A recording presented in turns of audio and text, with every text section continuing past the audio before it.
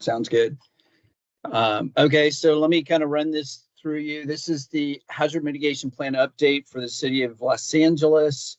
What's a little different about this update than the last several ones is that FEMA did a substantial upgrade or change of their requirements, their guidance that went into effect in April of 2023 last year.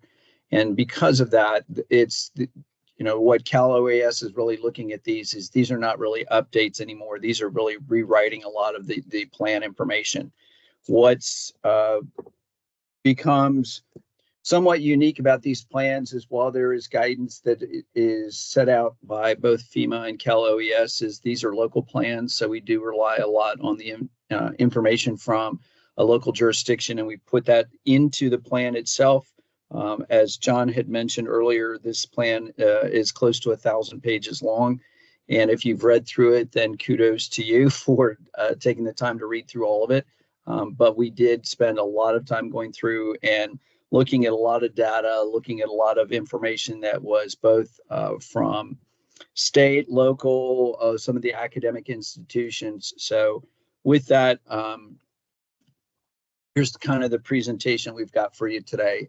If you're on the call and you're familiar with LHMP, the Emergency Management Department, John Brown and Jillian Davila are the two people who are responsible for heading up this project and putting a lot of the information together. They are working with us, Tetra Tech. We are the contractor. We did the last two plan updates for the city. And we were pleased to be reselected by them again. We're currently also working on a climate plan for a project with the city. And there is some overlap between what we're doing in the hazard mitigation plan as well as in the climate plan. John or Jillian, is there anything that you want to add at this point? No, I think just that, we're working very closely with both the city's planning department and the climate emergency mobilization office on kind of aligning the three different plans, being the local hazard mitigation plan, the climate vulnerability assessment, and then the heat action and resiliency plan. So those other two documents are forthcoming. We're kind of leading the charge here with the LHMP. That's all I got, Mark. Okay, thank you. So my name is Bart Spencer. I'm the project manager, and on the call with me today is Jake Bullen. Jake was one of the planners on this. We did have a lot of people who were involved in the planning process. Many of them are on the East Coast, so it's a little later for them in the evening. But Jake and I are on the West Coast, so we're on the call today and can potentially answer some of your questions should they come up. So here are the things we're going to kind of run through tonight, just for an overview. What is hazard mitigation? What's the planning process? Why do you put together a plan? The plan itself, what the public outreach strategy and purpose is, and then if you have any questions. So as we're going through, please feel free to either raise your hand or interject. There are only a few people on the call, so shouldn't be a problem. So what is hazard mitigation? Hazard mitigation is one of the 4 areas of emergency management. FEMA talks about 5. Some of us who've been doing this for a while really look at the 4 here, which are still there: preparedness, response, recovery, mitigation. They all kind of interplay with one another. There are a lot of different plans that are put together.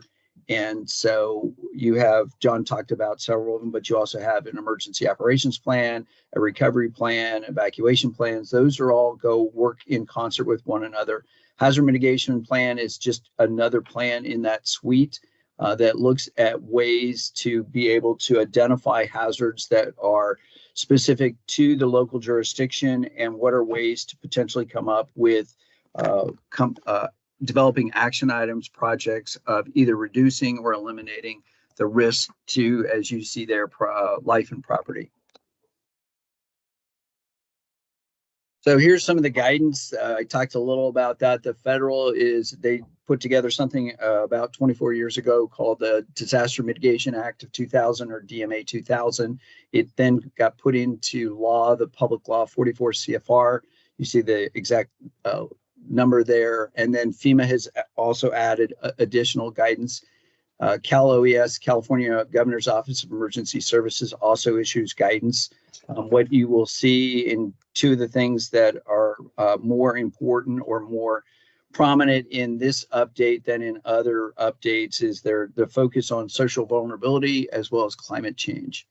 And so as part of the process of our update for this plan, we spent a lot of time looking at the outreach to social vulnerable communities as well as the impact of hazards on some of those communities. The other is that there's a more concerted look at how climate change has effect on different hazards that are identified. And, the other thing that the plan also asks us to do is try to do projections and what are things that are changing. If you lived in California for a while, you know that there are a lot of changes in our climate and our environment, and every year there's something new. I mean, we have wildfire, we have earthquakes, we have flooding, some of which you have experienced most recently. We've had a lot of atmospheric rivers in the past winter, and then just this most recent winter. So because of that, we're constantly looking at things. The other thing about a hazard mitigation plan, it is a living document. So you can go through and make modifications to it. You can add things to it. You can put additional information that it becomes available to you, or there's maybe a new study that's put out, or there's new guidance that's put out. The plan itself is in a 5-year cycle. So Cal OES and FEMA asked that each jurisdiction go through and look at things every 5 years. So some of the benefits, we talked a little about that, about saving lives. You're trying to implement projects or action items that are in place that are potentially able to save lives, reduce displacement, and then help with the recovery. One of the buzzwords that's become common with FEMA in the last several years is resilient. They're trying to build resilient communities. There is a program in place for grant funding called BRIC, which stands for Building Resilient Infrastructure in Communities. So FEMA is really big about trying to make sure that communities themselves, whether they're small little jurisdictions or large jurisdictions like the city of Los Angeles, and making them much more resilient. And some of that you will actually see in your local communities, that they've stood up things. John talked about the CMO office and some of the other projects are in place. And because of that, there's the identification of, we recognize that these are big impacts to the city. So at a local level, what is hazard mitigation? I've talked a little about that. There's kind of the bigger picture, but then it really goes down to that. If you are very familiar with the city, it is a very geopolitically diverse community. So it goes from jurisdictions that are along the coast all the way to up into the hills. And there are a lot of different impacts that can occur from sea level rise to wildfire. And so in looking at that, we tried to look at all the different areas. If you've read through the plan, you will see that it's been divided into a lot of different areas. It's been divided into kind of 4 specific zones that align with the way your communities or the way the city is divided up. We've gone through and done an analysis in each of those areas. And we also recognize when we're putting together local plans that there are things that may affect a local community on the coast that may be very different than inland. And so you're going to have, especially in a city that's as big, geopolitically diverse and big as LA, you're going to have a lot of variations in what are the effects of the various hazards into different parts of the community. As we go through the planning process, we use this kind of 7-step thing. It is derived out of the National Flood Insurance Program, more specifically the Community Rating System. And they look at this. Tetra Tech commonly uses this 7-step phase of putting together all the aspects in the planning process of what we do. So we go through and look at the resources that are there. One of the big things is that because the plan was done most recently, that's available to us. Tetra Tech did the plan in 2018. The other thing that we can rely on is that Tetra Tech also did the state hazard mitigation plan. And we just finished doing that at the end of last year. So in looking at that, we're also cross kind of connecting it with what the state has and looking at some of the information and data that was derived in the process of putting that together and seeing if there's kind of a cross connection with the state. The one requirement is that the local plans have to align with the state plan. That doesn't mean that they have to match exactly word for word or assessment by assessment, but by and large, they have to do that. So you will see some of the wording that's in this current plan that aligns with the state plan. Then we go through and identify specific hazards and doing a risk assessment for each of the hazards that's done for that. So as part of that process, and we'll talk about that in a moment, is that we come up with the hazards. They're run by the planning team. Then the planning team presents them to the steering committee. The steering committee then says, yes, we like this. And then Tetra Tech goes through and does a risk analysis. There are a variety of different ways, and we'll talk about that in a little bit. The other big thing about this, FEMA is very big on making sure that the public is involved. If you've read through the plans, you can see all the different ways that the city did outreach, in addition to which Tetra Tech helped the city develop a survey, which was sent out. The survey asked a variety of different questions. The other thing that we'll talk about at the end of this presentation is this story map. And the story map is built on the city's website. It's an ArcGIS Esri platform, and it identifies the hazards, the natural hazards that are there. And then you can put in a specific address and see what the hazards are that could affect that specific address. FEMA also requires us to identify goals, objectives, and then look at capabilities, and then at the end put together action items. So as part of the planning process, the planning team, as well as the steering committee, affirmed a number of goals, objectives. We'll talk about those later in the presentation. All that then comes together. We start pulling all that information together. We develop a plan. We develop a way of evaluating the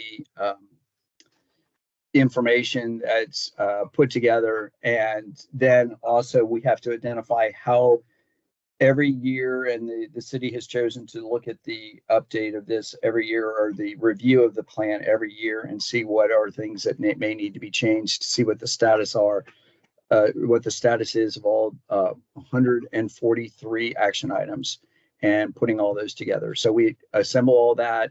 At this point, right now, it is out for public review and questions.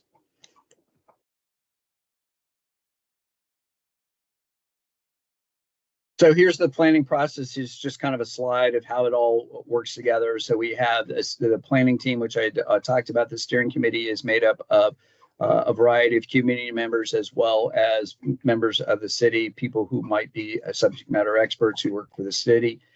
And they provide input. They also affirm many of the decisions, or all the decisions, that the planning team comes up with.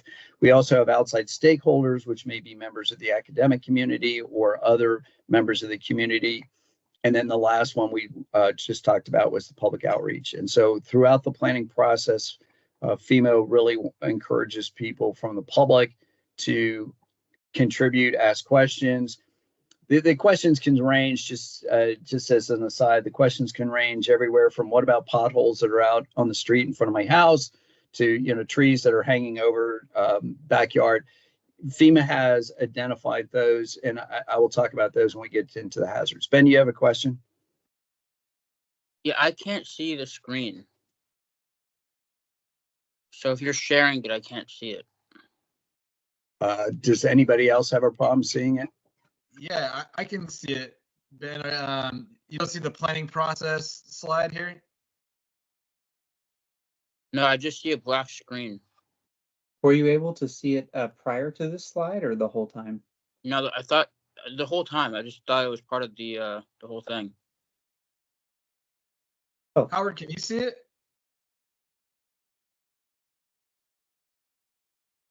Yes, sir, I can see it. I think it might be a visual issue on your end, Ben. I think the rest of us can see it. All right, no problem. Sorry. I mean, I can stop sharing and start again, but I'm not sure that'll change for you. Yes, sir. Okay. All right, so I talked a little about this. This is kind of an overview. We showed this to the steering committee. This is kind of an overview. These are the 7 steps again, and this is kind of a timeline by which we did. We started this work in 2022. We're finishing it up in the plan is for submission next month. So it does take a while, as I said early on, that this is a bigger update, a bigger process than the last time because of the new requirements, and there's a lot more information that has to be in there. So here's just kind of an overview so you can see all the steps that went through. This is what the plan looks like. If you've had an opportunity to read through it, this is what the cover page looks like, and then page 2. These are the goals that the planning team came up with and that were affirmed by the steering committee. They're really meant to identify what are the pillars of the plan itself and the kind of the guidelines that we're using to develop it. I won't read through them all, but you can see them there. These are the objectives, and the objectives have a little bit, the objectives are not a subset of goals, but the objectives are really the ways that you identify how successful the plan is. And these are all tacked to the action items at the end. And when we put together the action items, which we'll talk about in a little bit, is all the action items have to identify or have to connect to at least one of these objectives. So we went through, these were, the planning team spent a lot of time trying to craft these. Again, these were affirmed by the steering committee. They also went through and identified them. There's information in there that talks about the social vulnerable communities, as well as looking at climate change, trying to find ways to incorporate environmental, or what's the word I want, nature-based solutions, and putting all that in together. So again, these are all the objectives. These are basically the swim lanes that we use to try to align all the action items that are put together. So here are the hazards, and the hazards are kind of a mixture of natural hazards and what they refer to as other hazards of interest. And earlier I talked about what are the hazards and how does FEMA come up with these. The FEMA has something that's called the National Risk Index, and those are natural hazards that they look at. So when they go through and identify those are all natural hazards. What a local community can also then do is add hazards that are of concern to that local community. So in LA, obviously you have things, smoke and air pollution, and you can add those in, and we go through and do a quantitative analysis of smoke and air pollution. We also do things when we're looking at things like earthquake. We use a quantitative analysis of that. We run it through a model called HAZUS, and that gives us a risk assessment. Because of all the data that exists in California with earthquakes, we're able to look at that and potentially say, okay, here, based upon some of the data that's released, here's the information that we can put out for potentially projecting for different areas. The other thing that are in there, you can see somebody said that, was it, I forget who it was, who read through the public hazard for the COVID. So we did talk about public health hazards. Obviously, when we started this project, we were kind of on the tail end of COVID, and a lot of plans we've noticed have included COVID.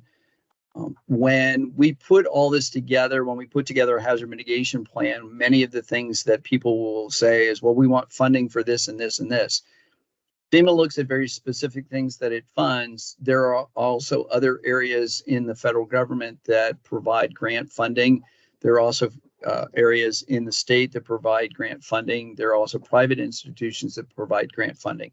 So when we put together all these hazards and then the associated action items that go with them, is that you can get funding for some places. What the federal government will not do is duplicate funding.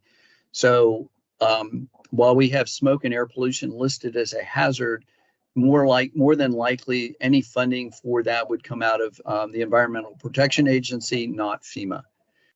FEMA is going to look at things like flood, extreme heat, extreme cold, earthquake, drought. You will also see a lot of these, what we have to do for, what we chose to do for this plan, what we're doing for all our plans is taking the hazards here and saying, how do they align with the state plan? And many of the hazards that are here also are on the state plan itself too. When we do that, when we put that information into the plan, then we identify and say where it's located in the plan itself. There are also other hazards that are listed in the state plan that don't have a bearing on the city, or the city has chosen not to look at that as a primary concern in its hazard list.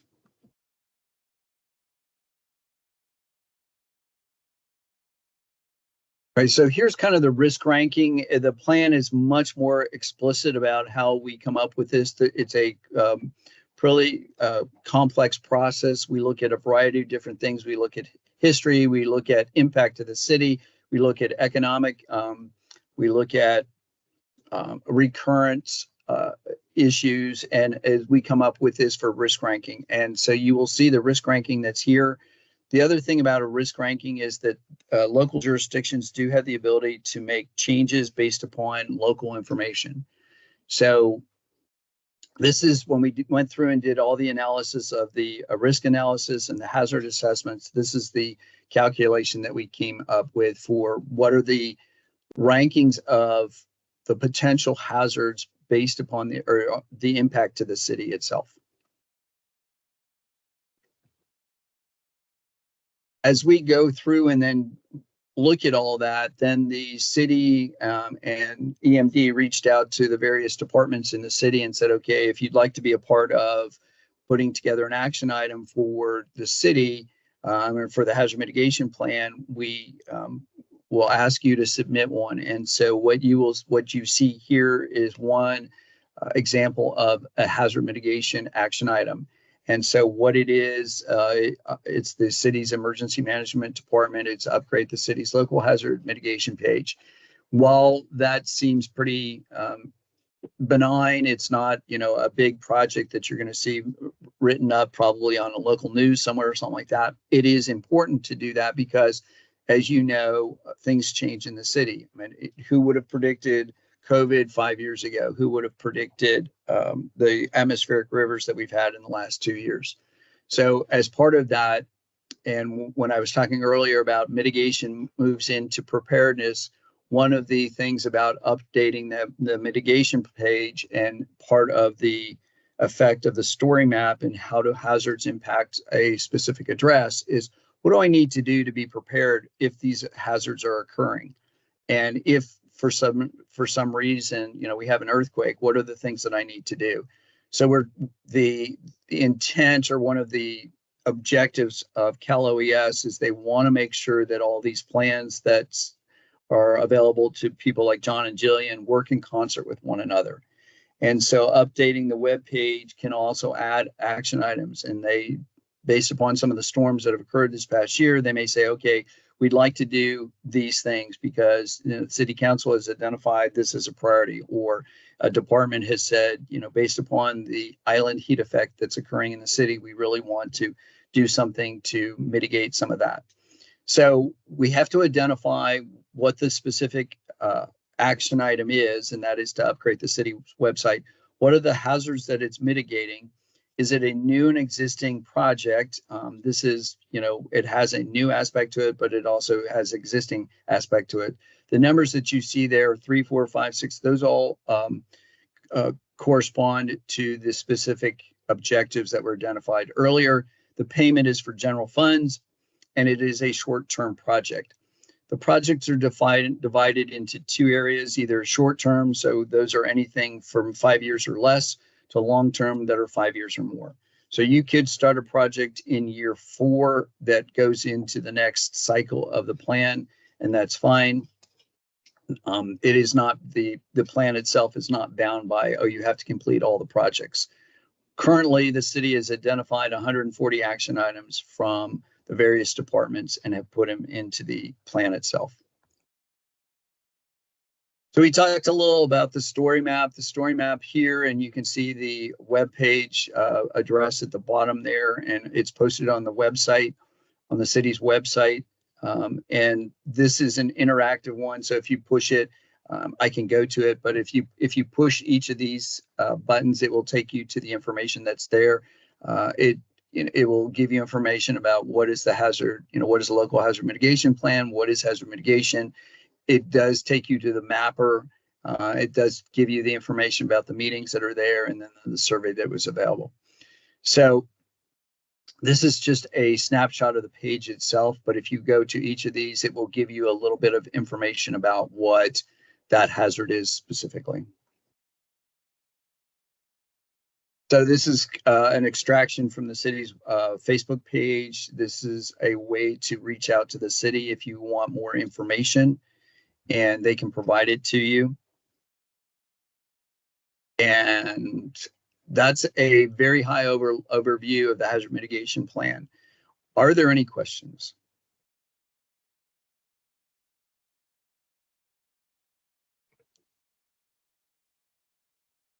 I had one question, just it's specific. Sure.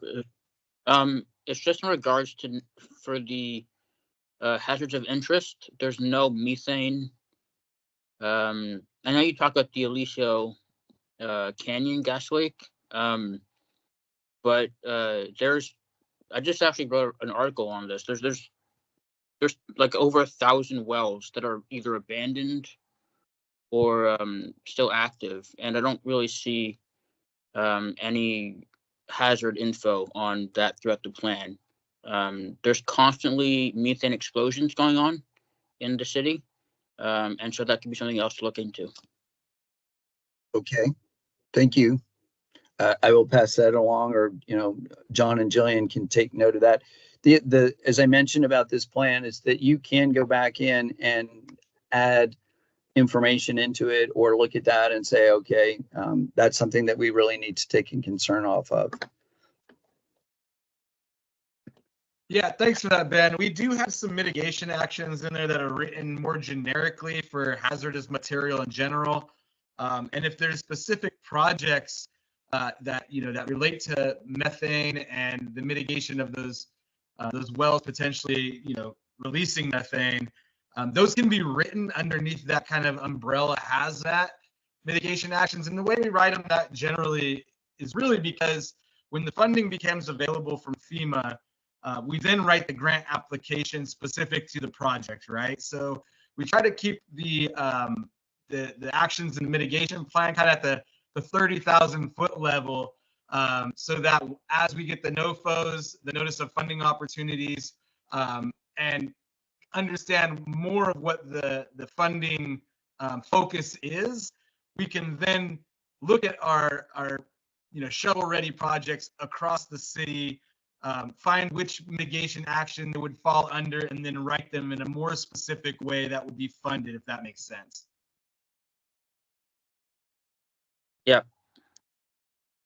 So you'll see that hazardous material release right there is the hazard that it would fall under. But if we got into methane and oil and all of the other hazardous materials that are throughout the city and underground, our plan would be probably 5,000 pages and not 1,000 pages. But rest assured that there is opportunity to pursue funding for those type of projects through this plan. Yeah, the state hazard mitigation plan is like 3,500 pages long. But Yeah, that also. So go ahead, JB. No, go ahead, I was JB. just going to say, to elaborate on that a little bit, Bart, what we did, Ben, when we were selecting the hazards to incorporate is essentially we took all of the hazards from the state's plan, because obviously there's much more in the state that is a threat than just what faces Los Angeles. And we basically pulled out each of the applicable hazards to the city of LA. So if you look at the state's mitigation plan, you'll see a lot of the same terminology, but without things like avalanche or tree mortality or volcanoes, for example, just because those obviously are not applicable to our region. I mean, that makes sense. So Other questions?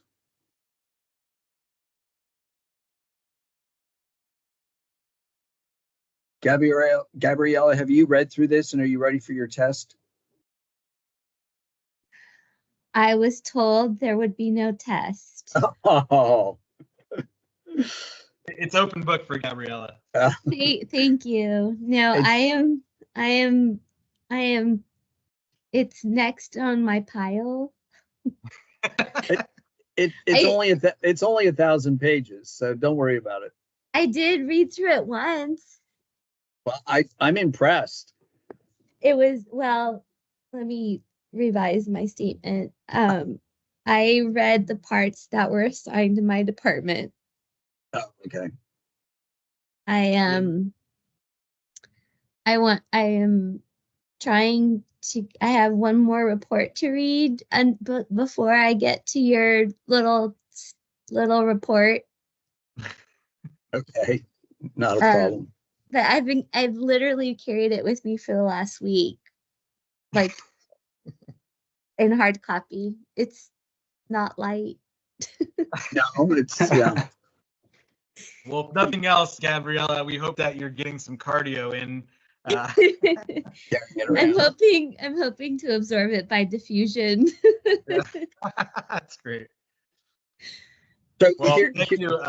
Really do appreciate you looking at the sections that Jillian assigned out. So, and your feedback was valuable in the internal draft phase, Gabriella. So, really do appreciate all of the planning department's efforts. Thank you. It did take a village because I submitted it, but it was a collaboration of several corners of our department that helped me scramble to meet the deadline. And I'm just really grateful to have such great staff that came to my aid to help me verify information and be able to provide you the best and most current that we have available. Well, EMD looks forward to repaying the favor however we can. Oh, I'm making my list. I'm making my 900-page list for you. I'll block off some time, but I do want to say thank you to Bart for going through the presentation. Ben or Joseph, I mean, Howard, you're a member of the City of LA's public as well as an employee. So I don't know if you have any questions, but we'll give you guys 20 minutes back here unless you guys want to talk about any other components of the plan. So the only thing that I would add for this, JB, is at the end of the public comment period, we will go through with the planning team and look at the comments that have been generated and make the planning team will make a determination on, how to potentially incorporate those into the plan. It will be finalized and then we will go do one more pass on it to make sure that all the formatting, punctuation, grammar, et cetera, are all those have been done several times throughout the planning process. It then will be submitted to Cal OES with the request that it be done, that the plan be reviewed concurrently with FEMA as well as Cal OES. And so we're planning to do that next month. So once that's submitted, it's kind of out of our hands as far as what the process is. That's up to Cal OES and FEMA, what time they take. Gabriella, you already had your chance to ask questions. Oh, I didn't realize that was my time since the questions were asked of me. I'm teasing you. What? I'm also teasing. I was just curious. Doesn't the LHMP also go to council? Okay, so I'm getting there. So okay. it goes to Cal OES and FEMA. They take their time. They do the review. We've run this through, I don't know how many different people to look at it, making sure that all our I's are dotted. We've also sent the city to Carol Parks, John and Jillian, what they refer to as a crosswalk or the plan review tool.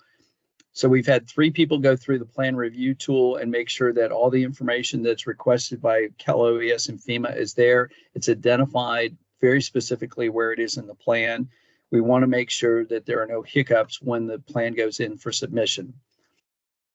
As it goes through and is reviewed by Cal OES and potentially FEMA, they will make their determinations and they will send back something that's called an approved pending adoption, APA letter. And that then is sent to John as the person of record. And then he will work with whoever to put it before the city council to be adopted. Once the plan is adopted is when, I mean, you have an approved plan, but once it's adopted, that's the final step in the process. Thanks, Bart. And do we have to send a final adopted copy back to Cal OES? If you send it to me, I will ensure that it gets sent in. Yes. So once the resolution has been adopted, or once the resolution has been finalized, then send me a copy, and then I will forward it to Cal OES and to FEMA, and then copy John and Jillian on that submission. And then just a random maybe question is, does FEMA and Cal OES catalog and keep all the jurisdictions LHMPs? Yes. Okay. So yeah, I don't know where they're storing all these documents, but they keep them. It must be a big room. But then do they cross-reference those with these NOFOs that John was mentioning?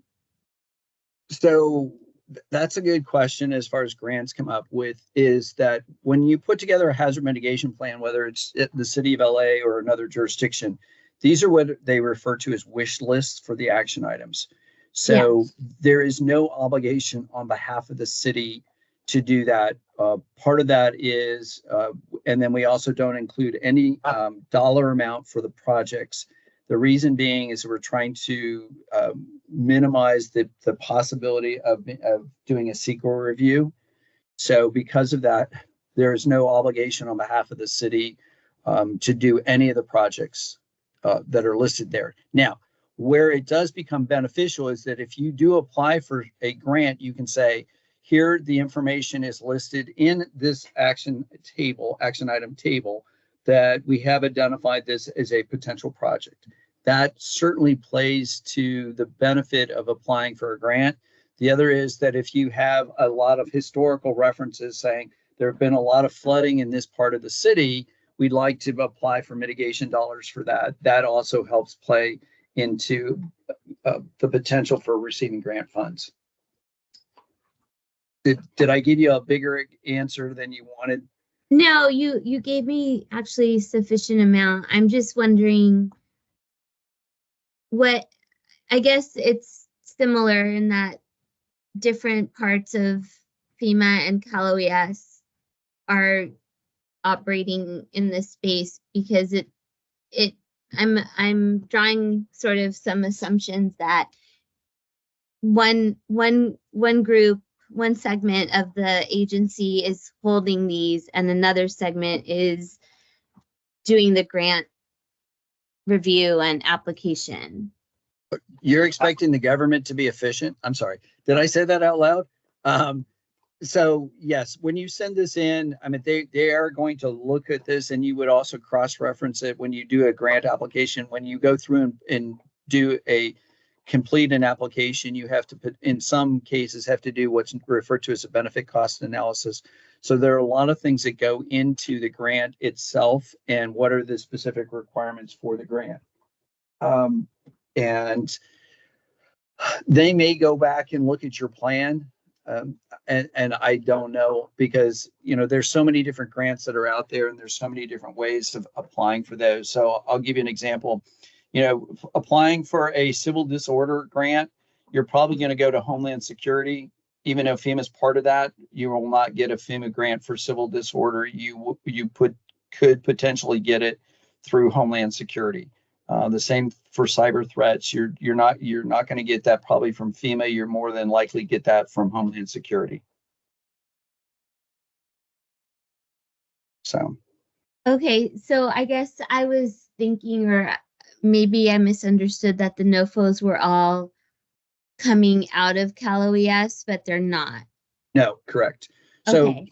what? No, that makes a lot more sense. Yes. So one of the benefits of this is that you can apply for grants off any of these, and you could apply for, a private funding source and say, we did a plan up in Northern California, and they applied to a private institution for a grant, and they received it from that, and it's because of information that was contained in their hazard mitigation plan. It was not a government funded grant. It was private, from private nonprofit organization.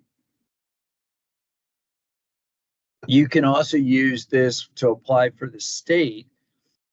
So you could apply like the California Coastal Commission.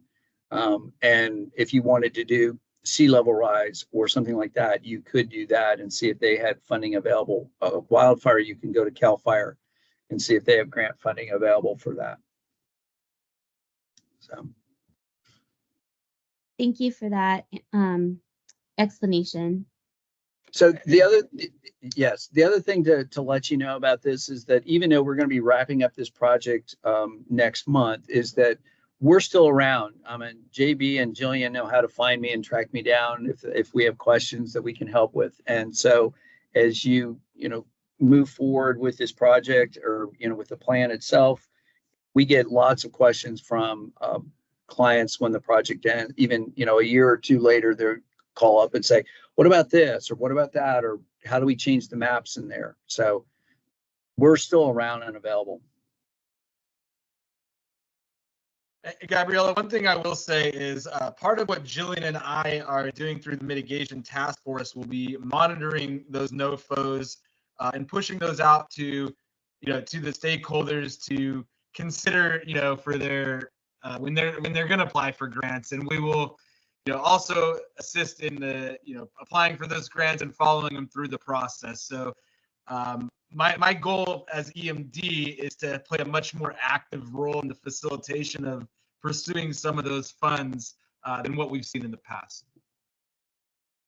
That's really helpful to know, John. And I think something we can brainstorm further, or if this is already something your team is identifying, but one of the biggest issues that we hear from community and stakeholders are that the implementation of these mitigations and strategies and work programs are never seen, or very difficult to follow or see progress. And so I believe that one of the recommendations is to have a dashboard that tracks these things. And so maybe as part of that dashboard, this could also be somehow linked or tracked visually, or at least somehow connected, so that we're able to have a centralized location. And I don't know if that, I think that's an unfunded recommendation, right? And so I just think that's a big one that we could really help, especially to set us up for the next hazard update, the LHMP update. I completely agree with you, Gabriella. I think Bart mentioned at the beginning of the presentation that a lot of these projects don't get, they're not newsworthy, or they don't get a lot of fanfare, but they are important. And I think New York City does a pretty good job. Jillian has shared their public-facing website of how their mitigation projects are tracked and communicated. I think you saw the annual progress report template as well, and through there, we're going to be highlighting mitigation success stories. We have our PIO, Joseph Reiser, on the line as well. So yes to everything you said. I totally agree that there's mitigation projects going on across the city that can be combined into one dashboard where the public can actually see the progress that we're making. And I think we could do a better job of proactively reaching out through our social media, our newsletters, and just to give a good mitigation story. If we install earthquake early warning in City Hall or something like that, that's something that we should all be singing the praises about, right? So 100% agree with you. Thanks, John. Sure. Do you have any other questions?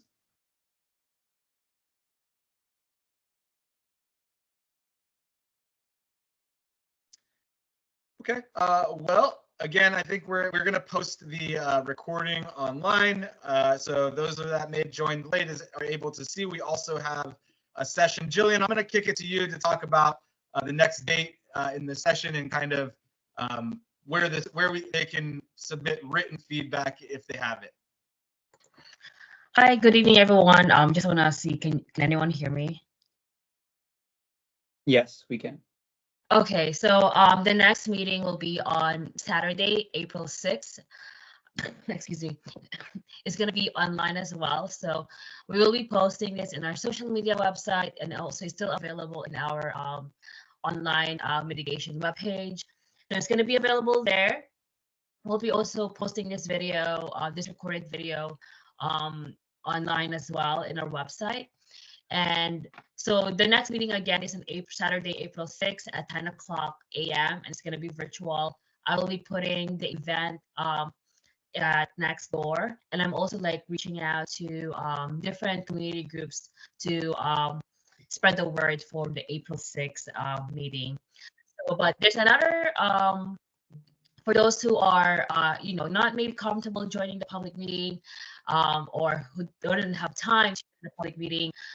We have the Google form available in our website as well that tells you your written feedback for the plan. And the plan, even though it's like 900 something pages, is also available online. But we also recommend everybody to look at the story map so that you know what the natural hazard that we assessed in this plan. So we have so many resources. Everything is on our mitigation webpage, and we've been pushing that in our social media platforms, as well as direct contact to our community members. That's it from me, John. Thanks, Jillian. I just put the website in the chat there for folks. So one last call for any final comments or questions before we adjourn. Okay. Well, thank you again for Bart and Jake for putting the presentation together, and thank you all for taking time out of your evening to join us. We're always available if you have any questions or follow-ups, so you can find us at that website below.